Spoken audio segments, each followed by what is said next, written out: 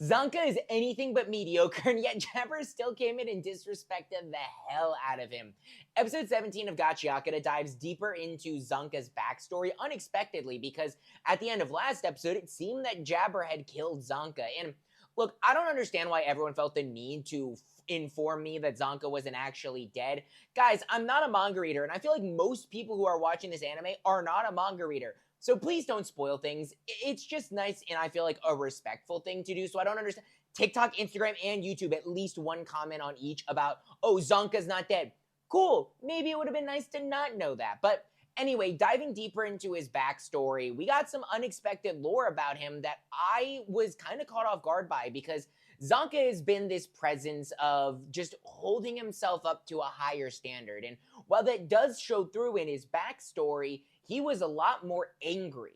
He was someone who held himself to such a high standard that he actually had an ego to him, something that current Zanka doesn't have. It's actually kind of quite the opposite, and I guess this is just his full arc, and we actually see his introduction to Rio and Engine, even though they don't technically meet Zanka's in a well. But anyways, Jabber comes in, gives him the poison, and starts dancing on his grave, literally, because apparently this is a hallucinogenic where I thought Zonka was about to stand back up in a badass moment. He got his stick back to him like it was Mjolnir and was about to whip Jabber's ass just to find out that it's a hallucinogenic.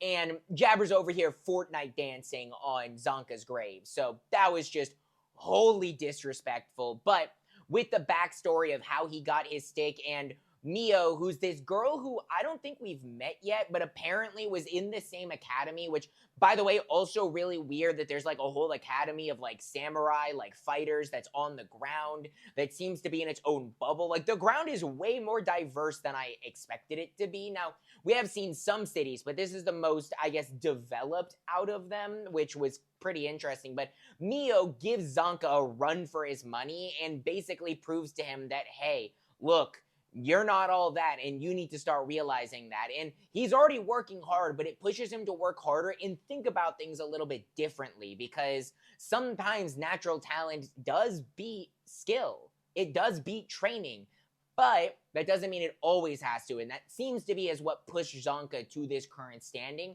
where hopefully he's gonna stand up and kick Jabber's ass. However, that's not the biggest problem we even have to deal with because that big egg at the end, what was that? There was a bunch of hands and axes. Don't spoil it for me, because apparently whenever I say something, people spoil it for me. But is that like a trash piece tag? I don't know. That was insane. But let me know your thoughts in the comments. Drop a like and follow while you're there. And as always, stay nerdy.